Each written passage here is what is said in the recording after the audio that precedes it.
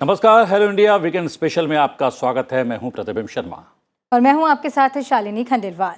Hello India weekend special में आज बात करेंगे सिनेमा की शक्ति की, और इसकी एक खास वजह है। आज ही के दिन यानी 30 अप्रैल 1870 को जन्म हुआ था भारतीय सिनेमा के जनक दादा साहेब फाल्के का।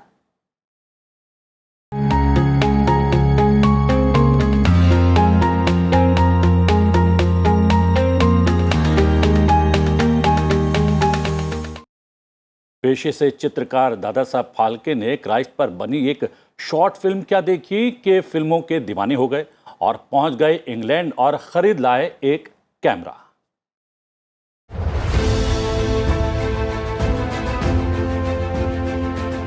मराठी फिल्म हरिश्चंद्राची फैक्ट्री दस्तावेज है भारतीय सिनेमा के जनक और पितामह दादा साहब फाल्के के जीवन का और सिनेमा से दादा साहब फाल्के के प्रेम का। दादा साहब फाल्के, जिनका असली नाम धुंधीराज गोविंद फाल्के था, उनकी रुचि बचपन से चित्र बनाने में थी। किसे पता था कि 1890 में जे स्कूल से फाइन आर्ट में डिग्री लेने के बाद चित्रकार के रूप में काम करने वाले Phalke life of Christ film देखकर खुद चलचित्रों की दुनिया में डूब जाएंगे। 1911 में लाइफ ऑफ क्राइस्ट फिल्म देखकर फाल्के ने भारत के धार्मिक और पौराणिक किरदारों पर फिल्म बनाने का फैसला ले लिया। उन्होंने सिनेमा घर जाकर फिल्मों का अध्ययन शुरू किया। दिन में 20-20 घंटे लगकर सिनेमा के प्रयोग किए, जिससे उनकी एक आंख की रोशनी जाती रही। फिल्म बनाने के अपने सपने को पूरा करने के लिए फाल्के साल 1912 में पैसे उधार लेकर लंदन रवाना हो गए। लंदन में फाल्के ने फिल्म निर्माण के बारे में जानकारी हासिल की। कैमरे सहित फिल्म निर्माण से जुड़े कुछ उपकरण लेकर वो मुंबई वापस आ गए और अपनी फिल्म कंपनी शुरू की। लेकिन फिल्म बनाने के लिए पैसों की आवश्यकता थी जो फाल्के के पास नहीं थे। ऐसे में उनकी पत्नी सरस्वती ने अपने गहने बेचकर पैसों का इंतजाम किया और अपनी कंपनी के बैनर तले फाल्के ने पहली मूवी बनाई, जिसका नाम था राजा हरिश्चंद्र। राजा हरिश्चंद्र थिएटर कर चुके फाल्के खुद बने, लेकिन फिल्म में तारामती की भूमिका के लिए अभिनेत्री की आवश्यकता थी और कोई महिला अभिनय करने के लिए तैयार नहीं हुई। अभिनेत्री की तलाश में फाल्के को रेड लाइट एरिया तक जाना पड़ा। थककर एक रेस्तरां में काम करने वाले बैरे सालुंखे को तारामती बनाया गया। राजा हरिश्चंद्र फिल्म बनाने में फाल्के को लगभग 6 महीने का समय लगा और इन 6 महीनों तक उनकी पत्नी फिल्म के निर्माण में लगे 500 लोगों का खाना बनाती थी। यही नहीं, फिल्म के कलाकारों का कॉस्ट्यूम भी उन्होंने अपने हाथों से तैयार किया। फाल्के के बेटे ने राजा हरिश्चंद्र के बेटे रोहितांश का किरदार निभाया।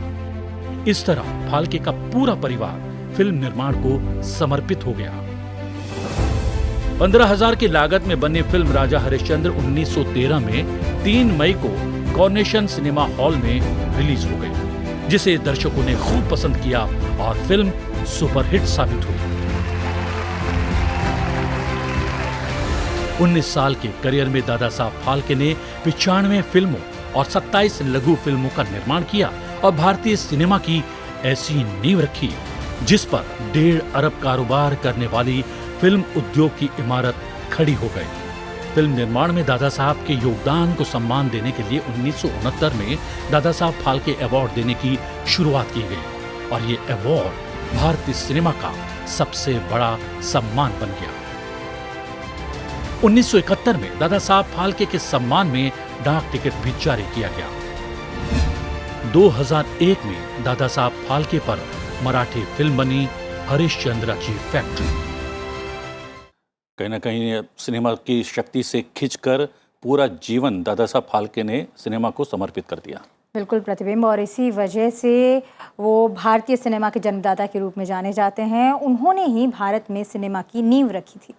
दादा साहब फाल्के के साथ ही भारतीय सिनेमा का वो स्वर्णिम सफर शुरू हो गया जिसने आज पूरी दुनिया को चकाचौंध कर रखा है और भारत की एक अलग पहचान विश्व के सामने रख दिया है।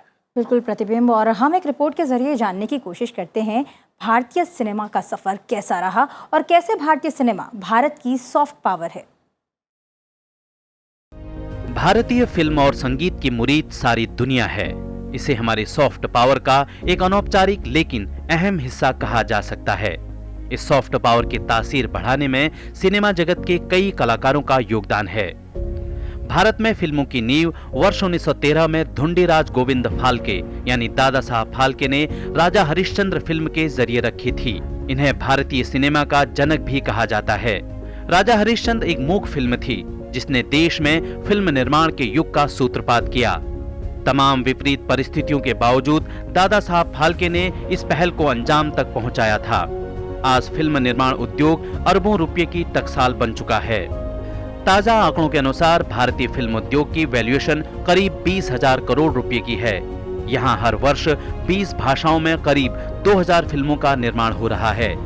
धार्मिक और पौराणिक किरदारों से प्रारंभ हुआ ये सफर आज सामाजिक राजनीतिक गलियारों से गुजरते हुए साइंस फिक्शन की ऊंचाइयों तक पहुंच चुका है।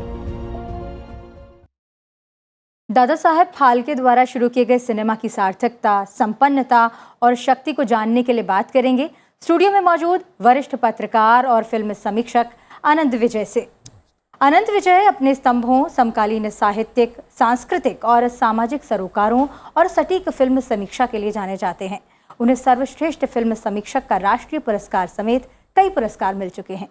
साथ ही स्टूडियो में मौजूद हैं प्रसिद्ध लेखक शरद दत्त जी भी। शरद जी, आपका बहुत बहुत स्वागत है। हम बता दें, फिल्म इतिहास लेखन, सिनेमा पर आलोचनात्मक लेखन और विविध महत्वपूर्ण विषयों पर डॉक्यूमेंट्रीज, फिल्मों के निर्माण के क्षेत्र में शरद दत्त का नाम बहुत कायदे से लिया जाता है, बहुत ही विनम्रता से लिया जाता है। इन्होंने सिनेमा पर अनेक पुस्तकें लिखी हैं। सिनेमा पर श्रेष्ठ लेखन को लेकर उन्हें एक नहीं बल्कि 2 बार स्वर्ण कमल राष्ट्रीय पुरस्कार मिल चुका है और विगत 5 दशक से भी ज्यादा समय से शरद दत्त लेखन और फिल्म निर्माण के क्षेत्र से जुड़े हैं।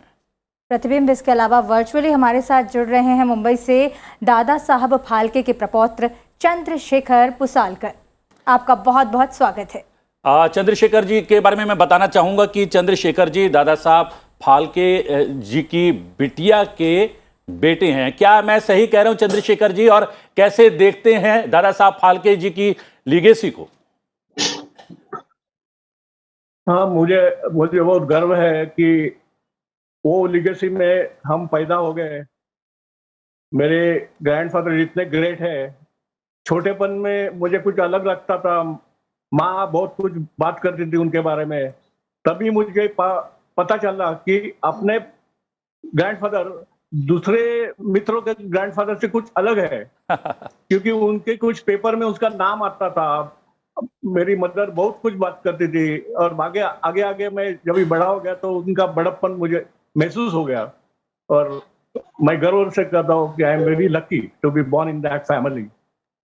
आनंद जी, दूसरे दादाओं से थोड़े से अलग हैं, यानी कह रहे हैं यहाँ पर चंद्रशेखर जी, और उन्होंने एक भारत को कुछ अलग भी बना दिया है सिनेमा से कहीं ना कहीं परिचय करवाकर। कितना अलग हो गया है उनके बाद?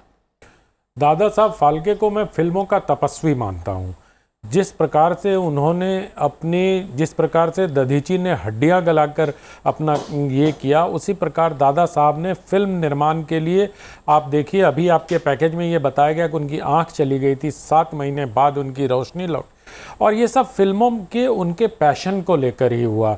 और सही कहा कि वो फिल्म देखकर बाहर निकले और एक जुनून और एक बहुत, जब आपका मैं पैकेज देख रहा था तो मेरे दिमाग में एक समानता दिखाई देती है। महानता की जो समानता होती है, ये भी पहले स्केचिंग किया करते थे, चित्र बनाते थे, और बाद के दिनों में आकर देखिए सत्यजीत राय भी अपनी पूरी फिल्मों को स्केच के माध्यम से पहले कागज पर उकेर लेते थे।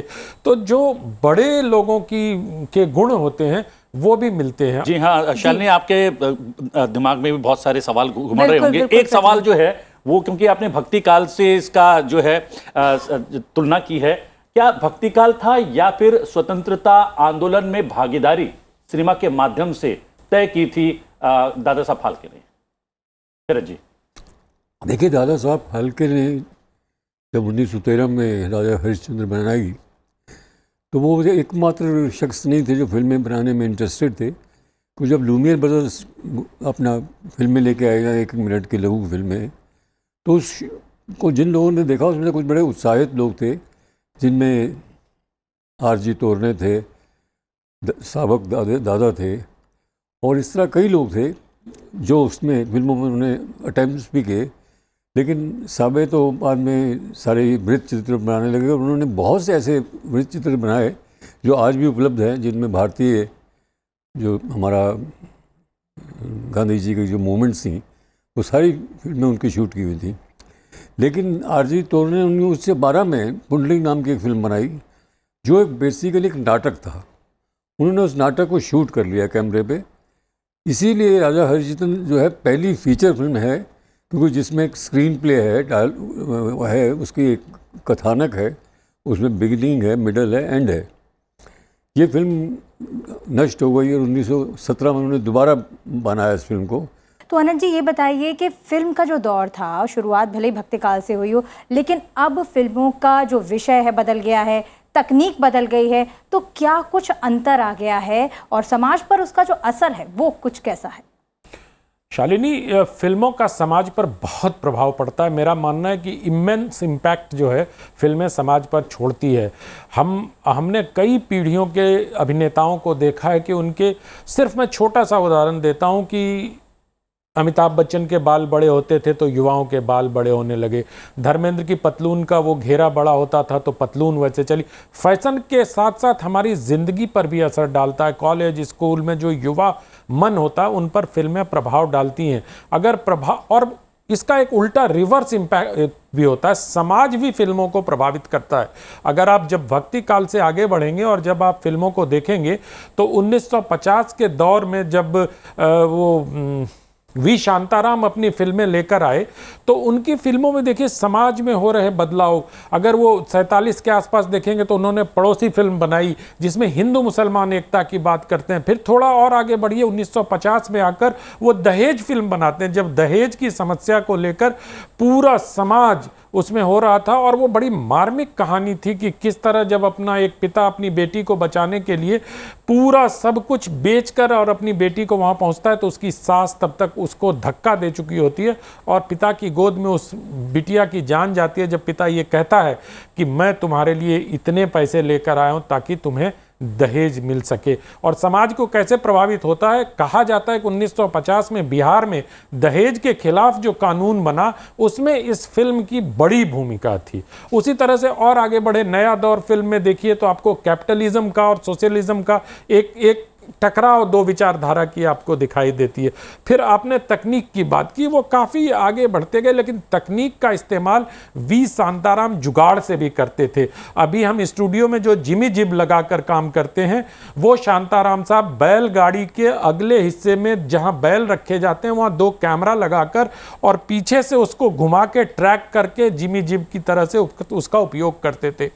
और जो हमारे कैमरामैन होते थे वो एल्यूमिनियम की सीट पर पानी फेंक के समंदर का प्रभाव पैदा करते थे। तो भारत में, या आपने मुगले आजम में देख लीजिए जो वो सीन है जिसमें सारे मतलब शीशा लगा के वो गाना फिल्माया गया, ये सब तकनीक तो अब वीएफएक्स का ज़माना है, लेकिन हमारे यहाँ के जो फिल्मकार थे उन्होंने जिस तरह से अपनी काबिलियत से तकनीक को उन्नत किया उसको रेखांकित किए जाने की ज़रूरत है। बात करें शरद जी, क्या अर्थव्यवस्था से भी किसी तरीके से सरोकार आप देखते हैं हमारी फिल्म इंडस्ट्री का या फिल्म निर्माण का? नहीं, देखिए, मैं ये कहना चाहता हूँ कि सबसे जो बड़ी भूमिका थी हमारी फिल्मों में, उसमें आप कह सकते हैं कि जब स्टूडियो सिस्टम था, न्यू थिएटर्स को लीजिए, प्रभात को लीजिए, बॉम्बे टॉकीज को लीजिए, उन्होंने बहुत, उनके जो कलाकार थे वो मंथली सैलरी पे होते थे, उनका कॉन्ट्रैक्ट साइन होता था।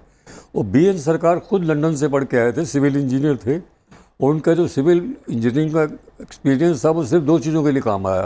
उन्होंने 2 सिनेमा घर बनाए जी। उन दोनों सिनेमा घरों का जो वो था उद्घाटन, वो एक का नेताजी सुभाष चंद्र ने किया, दूसरे का शरद बाबू ने किया। तो इससे लगता है कि उनका लिटरेचर की तरफ कितना रुझान था। मैं तो उन्हें रेनेसां मैन मानता हूँ फिल्म इंडस्ट्री, क्योंकि उन्होंने न्यू थिएटर्स को एक तपोभूमि कह सकते हैं आप कलाकारों की। वहाँ से देखिए कितने महान कलाकार निकले। और दादा साहब फाल्के पुरस्कार की जब स्थापना हुई तो पहले 6 पुरस्कार जो हैं वो देवका रानी को छोड़ के वो सब न्यू थिएटर्स के लोगों को मिले। तो इससे लगता है कि जैसे जैसे स्टूडियो सिस्टम ख़त्म हुआ और एक्टर्स उससे मुक्त हो गए, तो फिर उनकी मनमानी चलने लगी और फिर वहाँ पर आपका अर्थ भी आया और उसमें वो भी आया। लेकिन शांताराम की 2 फिल्मों का जिक्र करना यहाँ बहुत ज़रूरी है, एक आदमी का और एक दुनिया न माने का। दुनिया न माने में एक औरत की शादी उससे बहुत बड़े आयु शख्स से कर दी जाती है, वो पढ़ी लिखी है, उस फिल्म में वो ग्रामोफोन पे एक अंग्रेज़ी गाना भी सुनती है, तो वो कहीं ना कहीं उस पुरुष को, जो उसका पति है, उसको रियलाइज़ होता है कि मैंने इससे शादी करके इससे बड़ा अन्याय किया है, और वो खुदकुशी कर लेता है। तो उससे शांताराम में ऐसी बहुत फिल्में बनाई। आदमी में क्या है, एक वेश्या के उत्थान की जी वो है। शरद जी, बिल्कुल। हम चलते हैं पुसालकर जी के पास। और पुसालकर जी, ये बताइए कि आपने संस्मरण सुने हैं दादा साहब से जुड़े हुए बहुत सारे, तो उन फिल्मों की बात, उस दौर की बात और आज के दौर की फिल्मों में आप क्या कुछ अंतर देख पाते हैं? और बहुत फर्क पैदा होता है कि जो पहले की फिल्म थी, कुछ ना कुछ मैसेज होता था, टेक्निकली इतनी खास नहीं थी, लेकिन अभी ऐसा हो गया कि टेक्निक बहुत एडवांस हो गया है और मैसेज तो फिर हमें लेना है, ऐसे हो गया है। क्योंकि दादा साहेब फाल्के ने ऐसी एक उद्योग निर्माण किया, वो एक नेशनल इंटीग्रेशन का बहुत क्लासिक एग्जाम्पल है। लोकमान्य तिलक उनके गुरु जैसे थे। लोकमान्य तिलक उनके स्टूडियो आते थे और उनको दादा साहब बोले कि मैं ज्यादा टाइम नहीं दे सकता हूँ अपने जो मूवमेंट के लिए, लेकिन लोकमान्य तिलक बोले कि आपने सिनेमा बनाए, बहुत बड़ा मूवमेंट है, बस खाली दूर हटो बोलोगे तो पूरा message go across the country. मेरे ख्याल से सिनेमा की ताकत है, बहुत है। जो कुछ हमने कल्चर देखा है एक दूसरे का, गुजरात का गरबा, पंजाब का भांगड़ा, कश्मीर, ये सब सिनेमा के जरिए सभी को पता लगा है। और एक अमिताभ ने एक हमारे मन के, हम यंग थे तो एंग्री मैन, वो हमें ही रिप्रेजेंट अमिताभ ने किया।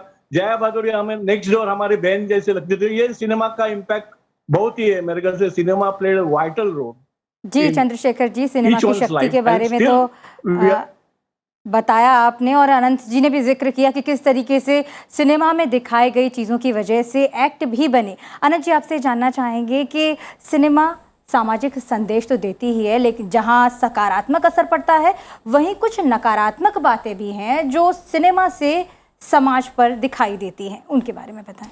आपने ठीक कहा। आप सिनेमा को अगर भारतीय फिल्म उद्योग को हम 1991 के पहले की फिल्म और 1991 की बाद की फिल्मों के दौर को देखें तो आपको स्पष्ट अंतर नज़र आएगा कि किस तरह से भारतीय समाज को अब, जैसे 71 से लेकर अगर 91 तक का दौर देखें तो वो दौर एक ऐसा दौर है जिसमें प्रतिकार का दौर है, जिसमें अभी Chandrashekhar ji angry young man का जिक्र कर रहे थे, तो वो प्रतिकार हीरो किसी न किसी रूप में वो प्रतिकार करता हुआ नजर आता है, चाहे दीवार हो, जंजीर हो, शोले हो, त्रिशूल हो, या इस तरह की और भी फिल्में हो जो हिट फिल्में रही, जो हमें याद हैं। तो उसके बाद 91 के बाद जब कहानियों का दौर खुला, और मैं कहता हूं कि 91 के बाद फिल्मों में भी उदारीकरण का दौर हुआ, और अब खास तौर पर 21वीं सदी के दूसरे दशक या पहले दशक से आप देखें तो जिस तरह से छोटे शहरों की कहानियां उठ के हमारे समाज के सामने आ रही हैं, वो बड़ा चौंकाने वाला और आकर्षित करने वाला है। भारत हमेशा से कथावाचकों का देश रहा है, और इस तरह से इन दिनों अगर आप देखें तो कथावाचन की परंपरा एक तरीके से, मैं एक छोटा सा वाकया और आपको सुनाऊंगा, सचिन भौमिक साहब और राज कपूर से जुड़ा हुआ वाकया है, उससे पूरी फिल्म इंडस्ट्री और उसका प्रभाव स्पष्ट हो जाएगा दर्शकों के सामने, और मुझे लगता है कि मैं उसको जरूर जिक्र करूं आपकी अनुमति से। सचिन भौमिक साहब एक बार राज कपूर साहब से मिलने पहुंचे, और रात में वो पृष्ठभूमि में छोड़ देता हूं कि कैसे दोनों की मुलाकात हुई। बहुत प्रयास के बाद वो मिले, आरके स्टूडियो में बैठक हुई, और राज कपूर साहब का जो दरबार लगता था उसमें सचिन भौमिक साहब ने रात भर कहानी सुनाई उनको, और अंत कहानी सुनने के बाद अंत में राज कपूर साहब ने उनसे कहा कि देखिए, भारतीय फिल्मों में एक 3 लाइन की कहानी चलती है जो एक ही कहानी है, राम थे, सीता थी और रावण आ गया। ये 3 वाक्य में राज कपूर ने उनको कहानी सुनाई। और भौमिक साहब, सर इस बात को शरद जी कंफर्म करेंगे कि सबसे ज्यादा हिट फिल्म देने वाले लेखक अगर हिंदी सिनेमा के हैं तो वो हैं, उनको राज कपूर साहब ने प्रतिबिंब जी यही कहा, राम थे सीता थी रावण आ गया।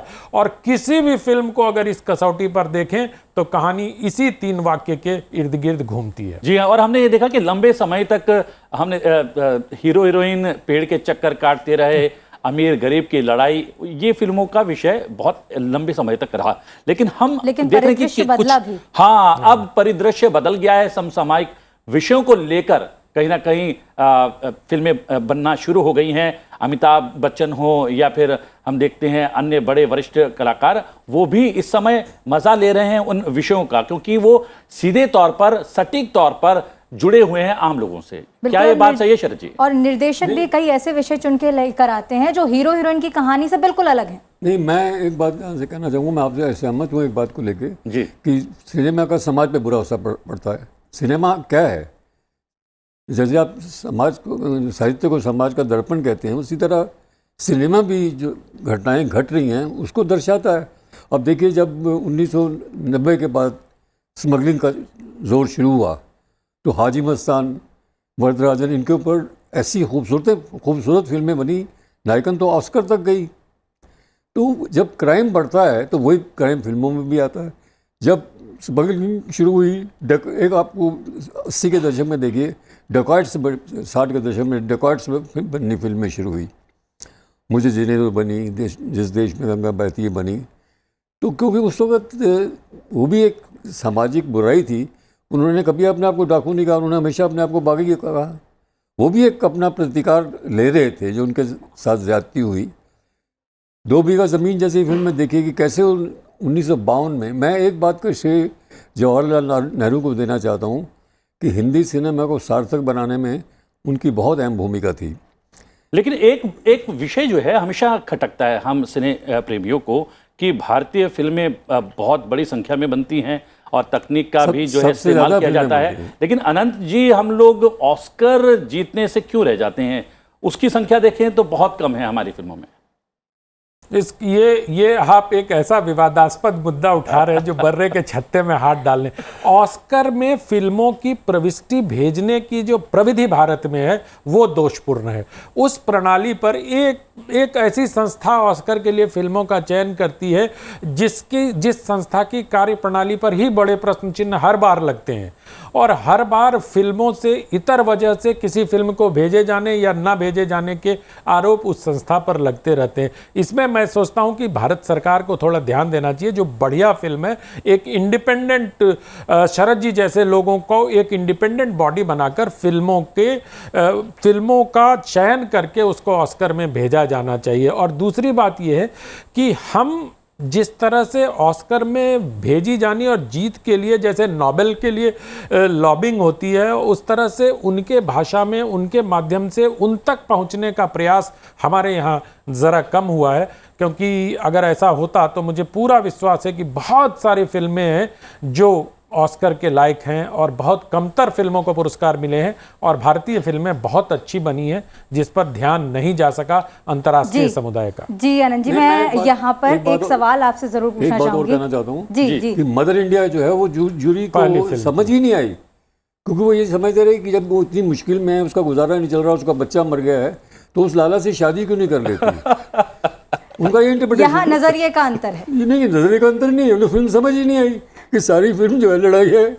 जी जी जी जी जी बिल्कुल शरद जी, समय की सीमा है, लेकिन जाने से पहले मैं एक सवाल ज़रूर पूछना चाहूँगी कि कोरोना काल के बाद यहाँ सिनेमा का परिदृश्य बदला है और फिल्में कहीं ना कहीं मोबाइल पर सिमट कर आ गई हैं OTT प्लेटफॉर्म की वजह से। तो कैसे अब सिनेमा उस चीज़ को ट्रीट करेगा, किस तरीके से उसको देख रहा है और उसको परोस रहा है? इस मामले में 2 फिल्मों ने बहुत बड़ा काम किया है, एक द कश्मीर फाइल्स और एक RRR। इन दोनों ने दर्शकों को वापस सिनेमा हॉल की तरफ खींचा। पर आपका जो प्रश्न है कि जो नया माध्यम आया है वो बहुत सुविधाजनक माध्यम है और सस्ता माध्यम भी है। तो मुझे लगता है कि आने वाले दिनों में सिनेमा दोनों चीज़ों के संतुलन को बिठाकर ही आगे चलेगी। जिस तरह से हम देख रहे हैं कि कुछ फिल्में OTT पर पहले रिलीज हो रही हैं, कुछ सिनेमा हॉल में रिलीज हो रही हैं और कुछ साइमल्टेनियसली दोनों जगह रिलीज हो रहे हैं। तो अब निर्माता निर्देशकों को दोनों माध्यमों को ध्यान में रखते हुए और OTT आने वाले वर्षों में फिल्म उद्योग को बहुत सकारात्मक प्रभाव उसका पड़ेगा, क्योंकि उसका फायदा ये हो रहा है कि अब आपकी जो ओपनिंग वाली धुकधुकी होती थी निर्माताओं के मन में कि बॉक्स ऑफिस पर क्या होगा, वो सब पहले ही तय हो जाता है। सक्सेस की पार्टी पहले ही हो जाती है फिल्म रिलीज। जी, चलते चलते एक टिप्पणी चंद्रशेखर जी, सिनेमा का सबसे बड़ा पुरस्कार दादा साहब फाल्के के नाम पर दिया जाता है, लेकिन क्या आपको लगता है सिनेमा ने, भारतीय सिनेमा ने जिस तरीके का व्यवहार किया वो संतोष प्रदान करता है क्या आपको? मैं तो शुक्रगुजार हूँ। ये बड़ा पुरस्कार सरकार ने चालू किया 69 में। मैं तो कहता हूँ अगर ये पुरस्कार नहीं होता था तो मेरे दादाजी शायद रिसर्च बुक में जाते थे, क्योंकि ये पुरस्कार जिनको मिला है वो बड़े बड़े लोग हैं, तो उसके लिए हर साल उनकी याद आती है। और मेरे ख्याल से ये पुरस्कार का बहुत महत्व है। मैं बहुत गवर्नमेंट का आभारी हूँ। लेकिन मेरे ख्याल से मेरा कहना है कि दादा साहब फाल्के जैसे आदमी पे एक फिल्म होनी चाहिए। हरिश्चंद्र की फैक्ट्री सिर्फ उनकी पहली फिल्म के लिए जो उनके स्ट्रगल थी उसकी फिल्म थी, लेकिन उनके ऊपर एक बायोपिक बनना चाहिए और वो इंटरनेशनली जाना चाहिए। तो एक रोल मॉडल है दादा साहब के। बच्चे अगले बच्चे से फाल्के की निर्माण की जरूरत है। फाल्के एक इंस्टिंक्ट देखती, डू समथिंग न्यू, तो और फाल्के भी निर्माण हो सकते हैं। ये रोल मॉडल है दादा साहब फाल्के, तो उनके बारे में जो फिल्म आनी चाहिए, बड़े लोगों ने इसकी सोच होनी चाहिए। हमारी बहुत ये है और इंटरनेशनल लेवल पे हमें जरूर ऑस्कर मिलेगा। I am very positive of that, because बहुत ही quality, technically we are very reading. I am very proud कि एक फाल्के फैमिली के पायनियरिंग एफर्ट से we are leading in the making of the films, in number of films in world. और सबसे बड़ी बात यह है कि आप हमारे साथ जुड़े और आपने एक बहुत बड़ा संदेश दिया है और हम कोई ना कोई फिल्मकार हमारे कार्यक्रम जरूर देख रहा होगा और इस कार्यक्रम के माध्यम से उन तक ये बात पहुंचेगी, क्योंकि चलन में है बायोपिक पर बनना। और दादा साहब फाल्के पर अगर फिल्म नहीं बनती है तो किस पर बनेगी शालिनी? बिल्कुल प्रतिबिंब, और जहां उन पर एक बायोपिक बनने की भी संभावना हो सकती है। वहीं जहां हम बात कर रहे थे कि जो सिनेमा का सकारात्मक असर है, नकारात्मक बातें थोड़ी पीछे रहें और जो पहले के दौर में जो सिनेमा को देखकर कानून तक बन जाया करते थे, ऐसा ही कुछ आज के दौर में भी देखने को मिले। तो फिलहाल प्रतिबिंब समय हो गया है, तो लेते हैं इजाज़त और जाते जाते हमारे दर्शकों को दिखाते हैं आज का इतिहास। 30 अप्रैल वर्ष 1789 में जॉर्ज वॉशिंगटन अमेरिका के पहले राष्ट्रपति चुने गए। 57 वर्ष की आयु में वॉशिंगटन न्यूयॉर्क के फेडरल हॉल में संयुक्त राज्य अमेरिका के पहले निर्विरोध राष्ट्रपति चुने गए। उनका राष्ट्रपति कार्यकाल वर्ष 1789 से 1797 के बीच रहा। राष्ट्रपति चुने जाने के बाद उन्होंने इसी पद पर रहकर 2 कार्यकाल पूरे किए। तीसरे कार्यकाल के आग्रह को ठुकराकर वे अपने बागान चले गए, लेकिन 1799 में वे फिर लौटे और उन्होंने सेना के कमांडर इन चीफ का पद संभाला। जॉर्ज वॉशिंगटन को फादर ऑफ अमेरिका भी कहा जाता है। अमेरिका को ब्रिटिश राज से आजादी दिलाने में उन्होंने महत्वपूर्ण भूमिका निभाई थी। 30 अप्रैल वर्ष 1927 में फातिमा बीबी का जन्म केरल के पथानामथिट्टा में हुआ। उनका पूरा नाम मीरा साहिब फातिमा बीबी है। वर्ष 1989 में फातिमा बीबी सर्वोच्च न्यायालय की न्यायाधीश नियुक्त हुई। इस पद पर नियुक्त होने वाली वह पहली भारतीय महिला थीं। सेवानिवृत्ति के बाद उन्हें राष्ट्रीय मानवाधिकार आयोग का सदस्य बनाया गया। वे तमिलनाडु की राज्यपाल भी रह चुकी हैं।